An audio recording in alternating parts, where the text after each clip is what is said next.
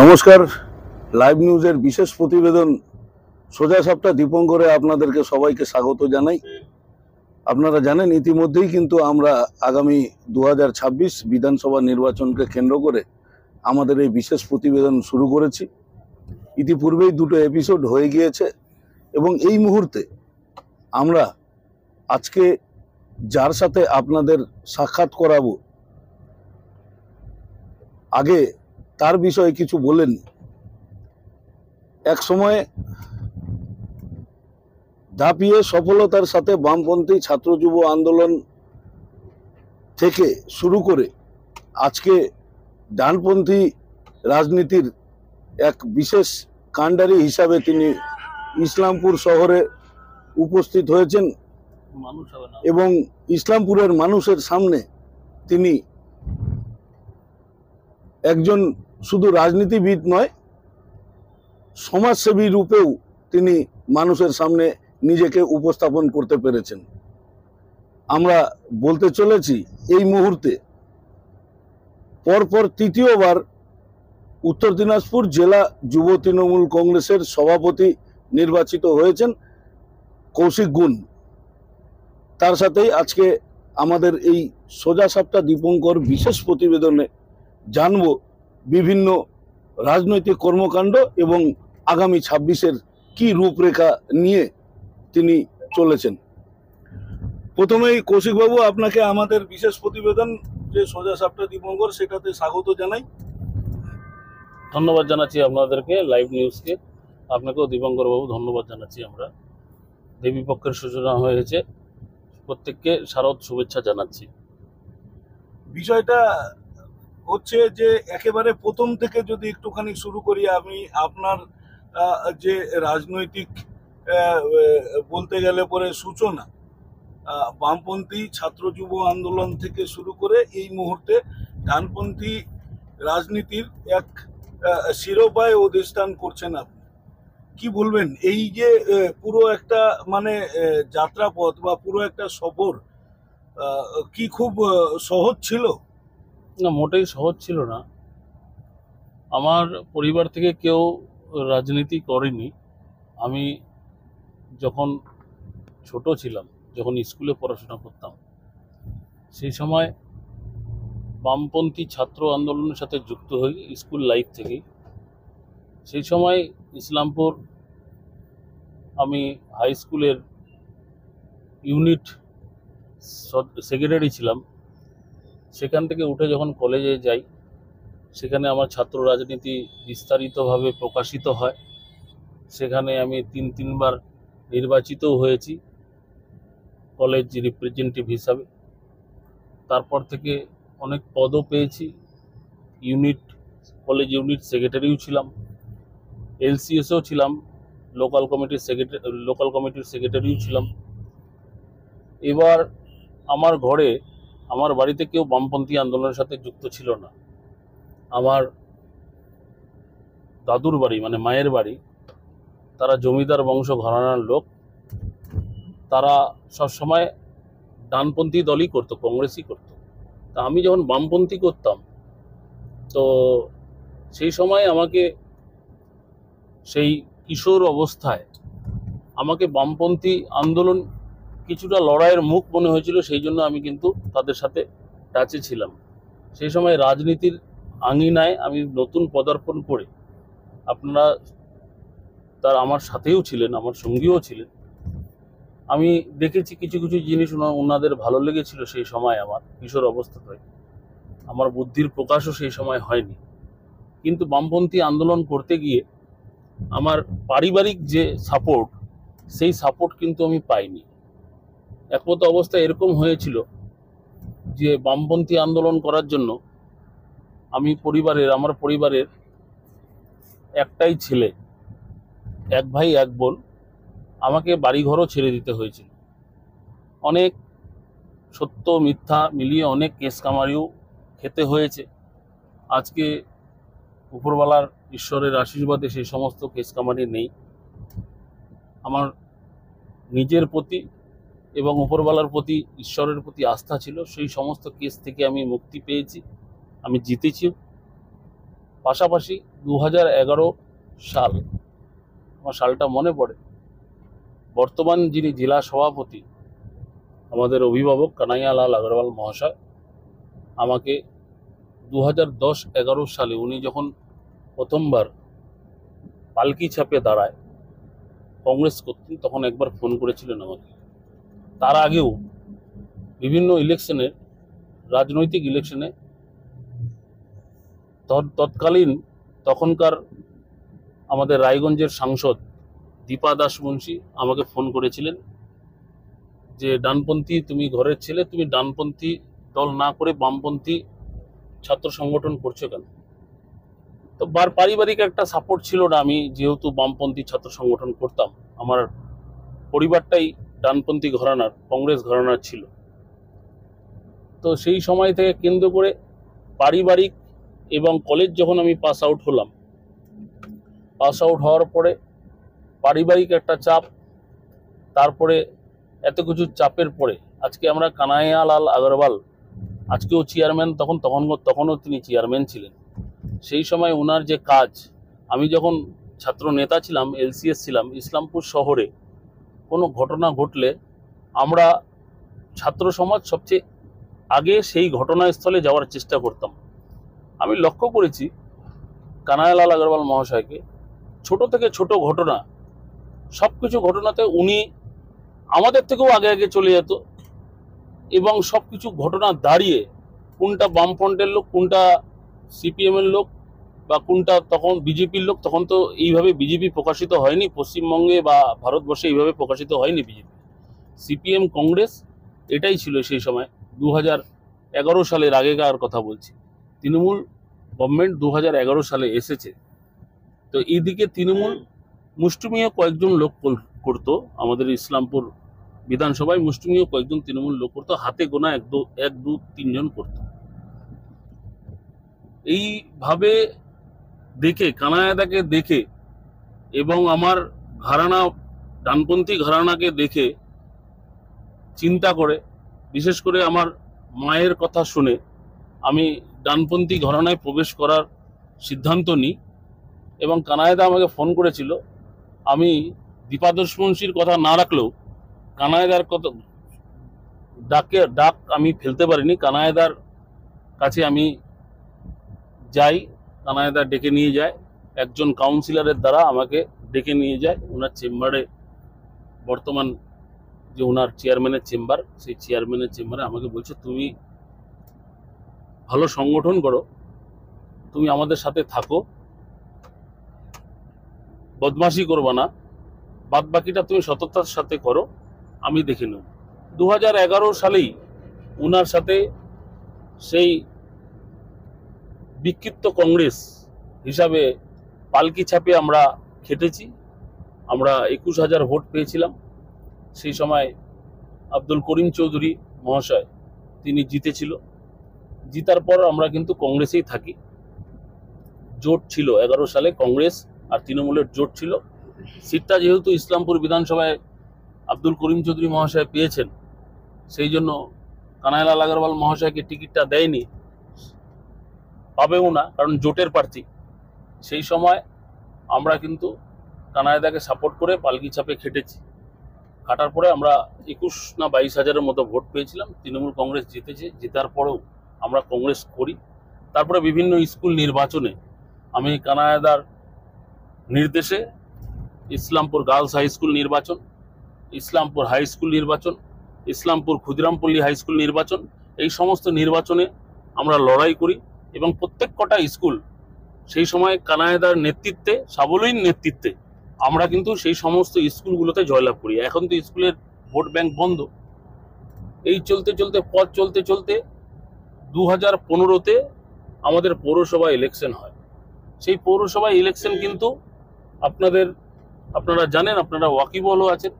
2015 election কিন্তু আমাদের যে ঘরানা, ডানপন্থী ঘরানার কাছে খুব একটা টাফ পিরিয়ড। 2011 সালে তৃণমূল গভর্নমেন্ট ক্ষমতায় আসার পর আমরা কিন্তু একক সংখ্যাগরিষ্ঠতাভাবে কানাইয়াদার নেতৃত্বে 2015 সালে সেই প্রতিকূল পরিবেশ কাটিয়ে উঠে আমরা কিন্তু কংগ্রেসের হয়ে আমরা প্রথমে পৌরসভা জিতি, কানাইদা আবার চেয়ারম্যান হয়। আমরা সেই শপথ গ্রহণ করার পর 2016 সালে আবার বিধানসভা নির্বাচন হয়। সেই বিধানসভা নির্বাচনে তৎকালীন প্রদেশ কংগ্রেস, তখন বামফ্রন্ট আর কংগ্রেসের জোট, সেই জোট প্রার্থী হিসাবে কানাইদার নাম প্রকাশিত হয়। আর আমি যখন বামপন্থী ছাত্র আন্দোলনে ছিলাম তখন আমার একটা অভিজ্ঞতা ছিল। বামপন্থী ছাত্র আন্দোলনের সময় আমি ফারুক আজমের সাথে ক্যাম্পেনিং করেছি। আমি তৎকালীন এমএলএ সায়েদা ফারাদ আফরোজের সাথে ক্যাম্পেনিং করেছি। তো আমার এমএলএ ইলেকশন নির্বাচনে লড়ার একটা অভিজ্ঞতা ছিল বামপন্থী ছাত্র আন্দোলন করতে গিয়ে। সেই সময় কানাইদা যখন 2016-তে বিধায়ক ভোটে দাঁড়িয়েছেন কংগ্রেসের প্রার্থী হয়ে, সেই সময় আমাদের বর্তমান বিধায়ক আব্দুল করিম চৌধুরী গ্রন্থাগার মন্ত্রী ছিল, পূর্ণ ক্যাবিনেট মিনিস্টার ছিল। সেই সময় জাকির হোসেনকে সঙ্গে নিয়ে তৎকালীন কংগ্রেসের ব্লক সভাপতি, যে লড়াইটা আমরা লড়েছিলাম জীবনের শেষ রক্তবিন্দু পর্যন্ত, সেই লড়াই আমাদের মনে থাকবে। 2016 সালের লড়াই। 2016 সালের লড়াইয়ের পর আমরা 8,500 ভোটে আমরা কিন্তু জয়ী হই। কানাইদা বিধায়ক হয়। ইসলামপুর বিধানসভার, ইসলামপুর শহরের মানুষের আশীর্বাদ আমাদের মাথার উপর থাকে। আমরা এই লড়াইটা শুরু করি। 2016-তেই আমরা বিধায়ক হওয়ার পর আমরা চিন্তা করলাম যে মানুষ আমাদের উপর আশীর্বাদ করে আমাদেরকে পৌরসভা দিয়েছে। আমাদের এত প্রতিকূল পরিস্থিতিতেও আমাদের বিধায়ক হিসাবে কানাইদাকে নির্বাচিত করেছে, আমাদের টিমটাকে, সেই সময় ডানপন্থী ঘরানার টিমটাকে মানুষ বিশ্বাস করেছে। কংগ্রেসে থেকে আমাদের কাজ করা যাবে না, কারণ বিরোধী দলে থেকে কাজ করা যাবে না, কাজ করার সেই রকম সুযোগ সুবিধাও নেই। সেই সময় কানাইদা, জাকির দা, আমরা সবাই মিলে বিশেষ ডিসিশন নেই যে আমাদের বর্তমান গভর্নমেন্টের সাথেই থাকতে হবে। কংগ্রেস ভেঙেই তৃণমূল কংগ্রেস তৈরি হয়েছে, তো এটাও ডানপন্থী ঘরানা। সেই সময় আন্দোলন শুরু হয় এবং কানাইদাকে আমাদের বর্তমান সর্বভারতীয় সাধারণ সম্পাদক অভিষেক ব্যানার্জি ডেকে নেয়, কলকাতায় ডেকে নিয়ে গিয়ে উনি তাকে জয়েনিং করায় তৃণমূল কংগ্রেস দলে। এবং কানাইদা যেদিন জয়েনিং করে, কানাইদা জয়েনিং করার পরেই সাথে সাথেই আমরাও কানাইদার সাথে 2016 সালেই তৃণমূল কংগ্রেসে আমরা পদার্পণ করি, কাজকর্ম শুরু করি। আমরা প্রথম ইসলামপুর বিধানসভার যে 3টা ব্রিজের ডিমান্ড, মনে রাখবেন দাড়িভিটের ব্রিজ, আর একটা ব্রিজ আমাদের কানাইদা বিধায়কের সময় হয়েছে, সেটা হচ্ছে মাটিগুন্ডা 2-তে একটা নতুন ব্রিজ হলো। সেই সময় মানুষ বাসের মাঝায় পার হতো। আর আমরা সেই সময় আর একটা ব্রিজের জন্য আমরা আপিল করেছিলাম। সেই ব্রিজটা ডিপিআর অন্য জায়গায় হয়েছে, মাটিগুন্ডা 1-এ ওই সাইডে হয়েছে, যে জায়গায় আমাদের দরকার, এখন ডিপিআর এর জন্য যেটাকে দেওয়া হয়েছে, যেটা বলছে আপনার মাটিগুন্ডা 1 এবং মাটিগুন্ডা 2 আশ্রম হয়ে, যেটা আমাদের শ্মশানের রাস্তা দিয়ে যেটা উঠে ডাঙ্গাপাড়া ব্রিজটা, সেটা ডিপিআর এর জন্য দেওয়া হয়েছিল। কিন্তু 3টা ব্রিজ আমরা করতে পেরেছি বিধায়ক থাকাকালীন কানাইদা। 4 নম্বর ব্রিজটা সে সময় হয়নি। উন্নয়ন আমি চাইলেই সবকিছু একসাথেই হবে তার কোনো মানে নেই, কিন্তু আমরা কাজ করেছি। রাস্তাঘাট হয়েছে, প্রচুর কবরস্থানের বাউন্ডারি হয়েছে, প্রচুর শ্মশানঘাট তৈরি হয়েছে। গুঞ্জুরিয়ায় একটা শ্মশানঘাট ছিল না, শ্মশানঘাট তৈরি হয়েছে। আজকে ইলেকট্রিক চুল্লি, কানাইদার সময় বিধায়ক যখন ছিলেন তখন ইলেকট্রিক চুল্লি ইসলামপুর মহাশ্মশানে তৈরি হয়েছে। এইভাবে আমরা পথ চলা শুরু করি। 2019 সালে আমাদের লোকসভা নির্বাচন হয়। লোকসভায় নির্বাচনে মমতা বন্দ্যোপাধ্যায় কানাইদাকে লোকসভার প্রার্থী হিসাবে নির্বাচিত করেন। যেহেতু কানাইদা কংগ্রেস থেকে বিধায়ক ছিল, তাই তাকে বিধায়ক পদ থেকে পদত্যাগ করে 2019-এর নির্বাচনে লড়তে হয়। 2019-এর নির্বাচনে লড়াইয়ের সাথে কানাইদার ছায়া সঙ্গী হিসাবে কানাইদা রায়গঞ্জে থাকলে আমি রায়গঞ্জে, কানাইদা কালিয়াগঞ্জে থাকলে আমি কালিয়াগঞ্জে, কানাইদা হেমতাবাদে থাকলে আমি হেমতাবাদে, কানাইদা করণদিঘিতে থাকলে আমি করণদিঘিতে, কানাইদা গোয়ালপুকুরে থাকলে আমি গোয়ালপুকুরে। আমি 7টা বিধানসভায় কানাইদার ছায়া সঙ্গী হিসাবে আমি কিন্তু দাপিয়ে বেড়াইছি। কানাইদা হুটখোলা গাড়ির উপর দাঁড়িয়ে থাকতো আর আমি মাইকিং করতাম। এই করতে করতে আমরা সেখানেই উপনির্বাচন ভোট হয়। উপনির্বাচনে আবার আমাদের বর্তমান এমএলএ করিম চৌধুরী মহাশয়কে মমতা বন্দ্যোপাধ্যায় এমএলএ প্রার্থী হিসাবে ঘোষণা করে। একসাথেই হয়েছিল, সেই পিরিয়ডেই হয়েছিল লোকসভা এবং বিধানসভা ভোট, কাউন্টিংটা একই দিনে হয়েছিল। আমরা অল্প ভোটের ব্যবধানে লোকসভা ভোটে আমরা হেরে যাই। এই সাম্প্রদায়িক বিভাজনের ফলে সেই সময় মোহাম্মদ সেলিম ভোট কাটুয়া হিসাবে, যেমন ভিক্টর এখন ভোট কাটুয়া হিসাবে, এই বছর আমরা 2024-এ হেরে গেলাম। 2019-এও আমরা সেই সময় সিপিএমের ক্যান্ডিডেট ছিল প্রাক্তন সংসদ মোহাম্মদ সেলিম, ভোট কাটুয়া হিসাবে তিনি অল্প কিছু ভোট কেটে নেয়। দীপা দাস মুন্সিও 80,000-এর মতো ভোট পেয়েছিল, ভোট কেটে নেয়। সেই জন্য আমরা কিন্তু অল্প ভোটের ব্যবধানে হেরে গেছিলাম। সেই সময় আমাদের জিত নিশ্চিত ছিল। আমরা কানাইদা 2019-এ যখন মমতা বন্দ্যোপাধ্যায় আশীর্বাদ করে ওনাকে লোকসভার প্রার্থী দিয়েছিলেন, তখন গোটা জেলাটা কীরকম সেইটা কিন্তু আমাদের আইডিয়া ছিল না। কিন্তু বামপন্থী ছাত্র আন্দোলন করার দরুন ইসলামপুর সাব ডিভিশনটা আমার করণদিঘির এই পাশ থেকে, ডালকোলার এই পাশ থেকে কিছুটা ওয়াকিবহল আমি ছিলাম। যতটুকু আমার অভিজ্ঞতা ছিল সেই অভিজ্ঞতা কাজে লাগিয়ে আমরা লড়েছি। লড়ার পর 2020 এবং 21 সালে কোভিড প্যান্ডামিক সিচুয়েশন তৈরি হয়, গোটা বিশ্বে একটা হাহাকার পরিস্থিতি তৈরি হয়। সেই সময় লড়াইয়ের পর 2015 সালে ভোট হওয়ার পর অ্যাডমিনিস্ট্রেশন হিসাবে কানাইদাকে ক্ষমতায় দেয় এবং সেই অ্যাডমিনিস্ট্রেশনের বোর্ড হিসাবে আমাদের গভর্নমেন্ট, মামাটি মানুষের সরকারের গভর্নমেন্ট আমাকে সেই বোর্ড মেম্বার হিসাবে তারা নিযুক্ত করেন। এবার কোভিড প্যান্ডামিক সিচুয়েশনে আমরা পড়ে যাই। আপনারা জানেন কোভিড ওয়ারিয়র হিসাবে কতটা পর্যন্ত নিজেকে উৎসর্গ করে ইসলামপুরবাসীর স্বার্থে নিজেকে সব কিছু দিয়ে, বাবা মাকে ছেড়ে দিয়ে, বউ বাচ্চাকে ছেড়ে দিয়ে নিজে আলাদা জায়গায় থেকে কোভিড বডি উঠানো, কোভিড পেশেন্টকে শিফটিং করানো। সেই সময় যারা কোভিড বডি, কেউ কোভিড পেশেন্ট মারা যেত, বডিটা উঠানোর লোক পাওয়া যেত না, ভয়ে আতঙ্কে সেই বডি উঠানো, মুসলিম ধর্মাবলম্বী মানুষদের কবর দেওয়া, হিন্দু ধর্মাবলম্বী মানুষদের ইলেকট্রিক চুল্লিতে পোড়ানো, সেই সমস্ত কাজ আমরা করেছি। এবং ইসলামপুরবাসী যাতে কোভিড থেকে মুক্ত পায় সেই জন্য স্যানিটাইজ করেছি বিভিন্ন জায়গায়, ব্লিচিং পাউডার থেকে আরম্ভ করে বিভিন্ন জায়গায় ছুটেছি। আপনাদের লাইভ নিউজের চ্যানেলের মাধ্যমেই দেখানো হয়েছে। সেই সময় একজন কোভিড পেশেন্টকে উঠাতে গিয়ে অনেক কসরত করতে হয়েছে। আপনারা আমাদের সেই সময়েও সঙ্গী ছিলেন। ইসলামপুরের মানুষ আশীর্বাদ করে। এবার 2021-এ আবার বিধানসভা ভোট আসে। আমাদের ইসলামপুর টিকিট আব্দুল করিম চৌধুরীকে দেয়। রায়গঞ্জের বিধানসভার টিকিট আমাদের বাংলার মানবিক মুখ্যমন্ত্রী মমতা বন্দ্যোপাধ্যায়, তিনি কিন্তু কানাইলাল আগরওয়ালকে দেন রায়গঞ্জ বিধানসভার টিকিট। রায়গঞ্জ বিধানসভায় আপনারা দেখতে পাবেন কংগ্রেস চলে যাওয়ার পর ওখানে বিজেপি ছাড়া অন্য কিছু কেউ জিতেনি এখনো পর্যন্ত, এই উপনির্বাচনটা বাদ দিলে, সদ্য উপনির্বাচন বাদ দিলে। সেই সময় গিয়ে অন্য বিধানসভায় 90 থেকে 100 কিলোমিটার আমরা দূরে গিয়ে সেই বিধানসভায় গিয়ে আমরা লড়াই করি কানাইদার ছায়াসঙ্গী হিসাবে। 1.5-2 মাস বাড়ি ছেড়ে রায়গঞ্জ বিধানসভার অলিতে গলিতে বিভিন্ন জায়গায় গিয়ে আমরা ক্যাম্পেনিং, প্রচার সবকিছু আমরা করেছি।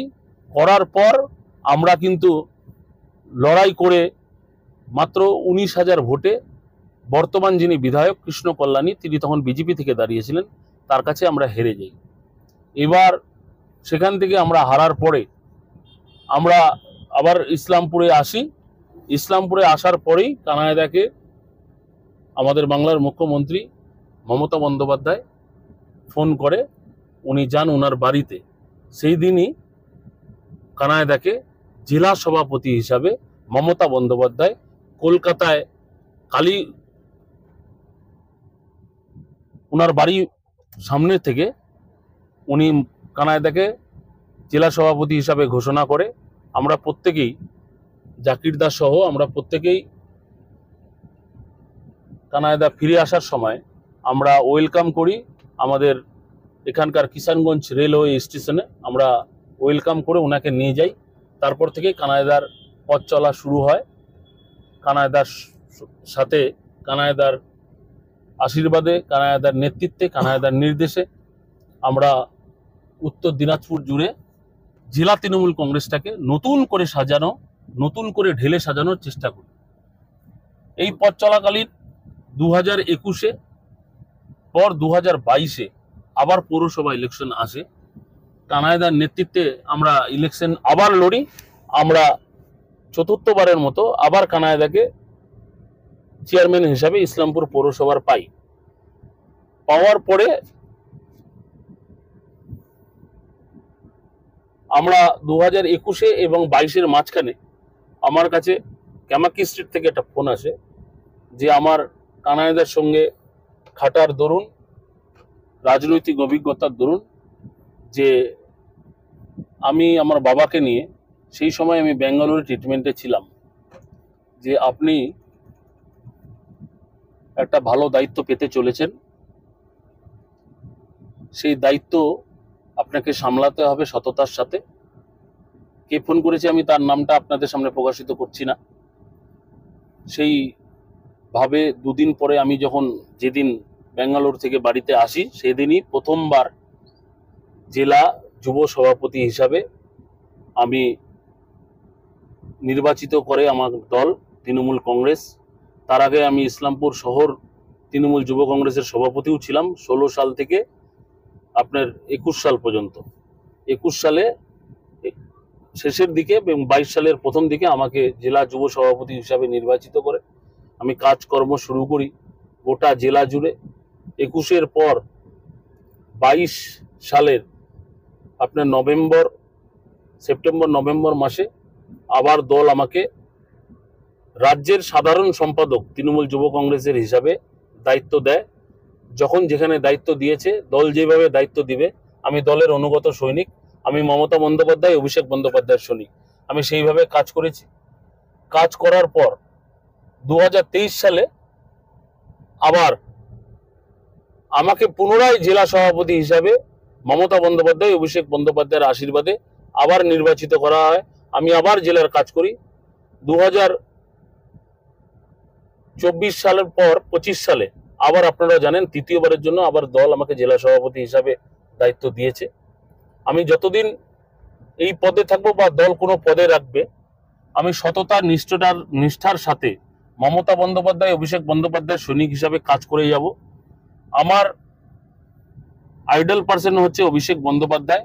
আমি কানাইদাকে ফলো আপ করি। ওনার রাজনৈতিক 40 বছরের রাজনৈতিক জীবনে উনি কারো কাছ থেকে ঘুষ নিয়েছে বা টাকা খেয়েছে বা কারো কাজ করেনি বা ওকে মিথ্যা প্রতিশ্রুতি দিয়েছে, এরকম কোনো কাজ আজ পর্যন্ত উত্তর দিনাজপুর, ইসলামপুর বাসী তো দূরের কথা, উত্তর দিনাজপুরের মানুষও দিতে পারেনি। উনি একজন সৎ নিষ্ঠাবান মানুষ। ওনার আইডিওলজি আমি কিছুটা ফলো করি। আমি অভিষেক বন্দ্যোপাধ্যায়ের আইডিওলজি ফলো করি। আর মমতাময়ী মায়ের আমি আশীর্বাদ নিয়ে কাজ করছি। কাজ করার দরুন কিছু ক্ষেত্রে মানুষ দেখেন সবকিছু ভালো মন্দ মিলিয়ে মানুষ, আমরা কাজ করতে গিয়ে কিছুটা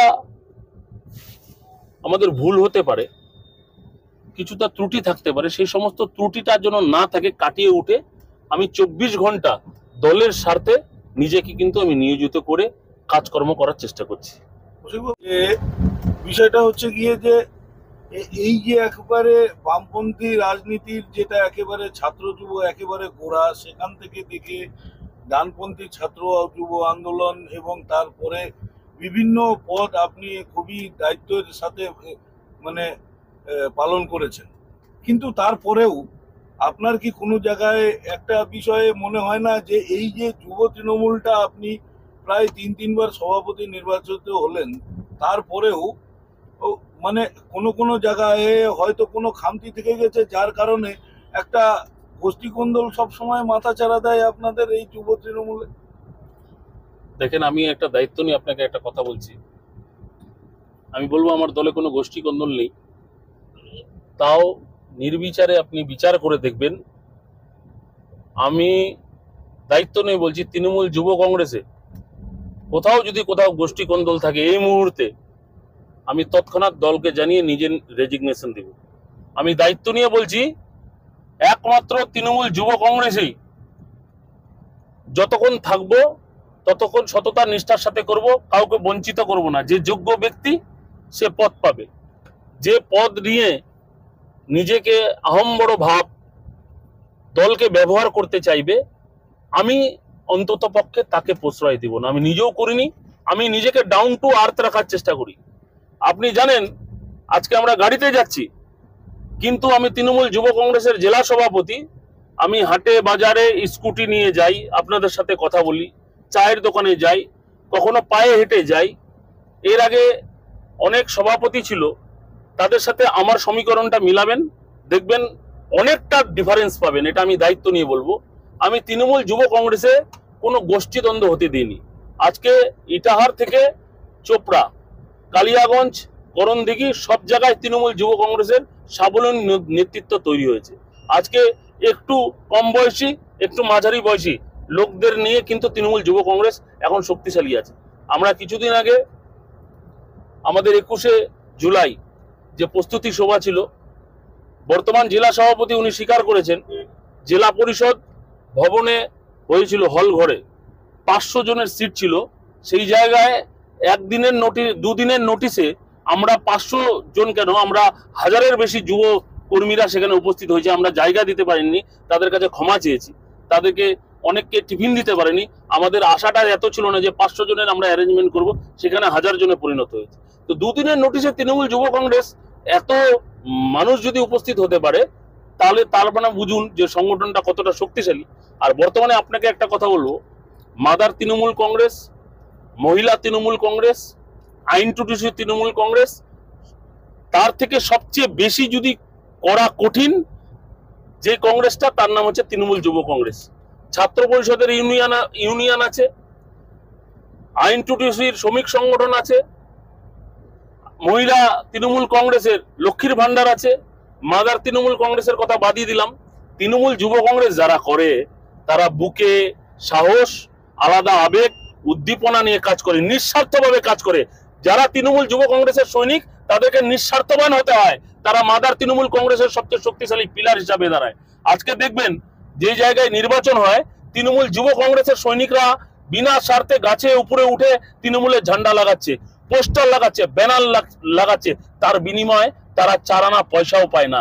তৃণমূল যুব কংগ্রেস করতে গেলে মনে আবেগ থাকতে লাগবে, উদ্দীপনা থাকতে লাগবে, সাহস থাকতে লাগবে, তাহলেই তৃণমূল যুব কংগ্রেস করা যাবে, নাহলে করা যাবে না। নিঃস্বার্থভাবে তৃণমূল যুব কংগ্রেসের কর্মীরা আজকে ওরা কিন্তু কিছুই পায় না, না কোনো ভাতা পায়, না কিছু পায়, কিন্তু ওরা কিন্তু তৃণমূল যুব কংগ্রেস আজকে আমি মনে করি শুধুমাত্র উত্তর দিনাজপুরে না, আজকে গোটা পশ্চিমবঙ্গের মধ্যে মাদার তৃণমূল কংগ্রেসের পর সবচেয়ে শক্তিশালী উইংস যদি কেউ থাকে, সেটার নাম হচ্ছে তৃণমূল যুব কংগ্রেস।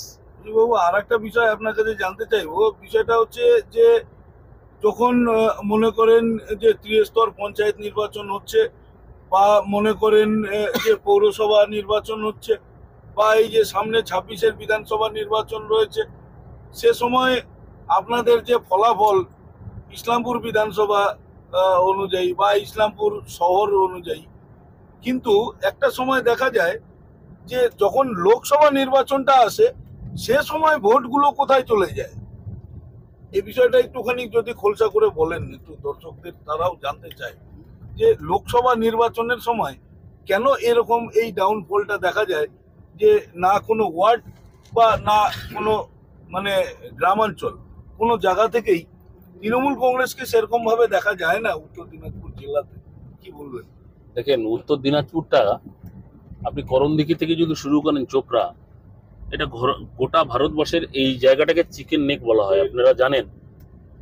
এখানে 1 কিলোমিটার 2 কিলোমিটার পরে বাংলাদেশ, 1 কিলোমিটার পরে বিহার, পার্শ্ববর্তী এই চিকেন নেকের এদিক দিয়ে নর্থ ইস্টের যত আমাদের রাজ্য আছে সেই সমস্ত রাজ্যে যেতে হয়।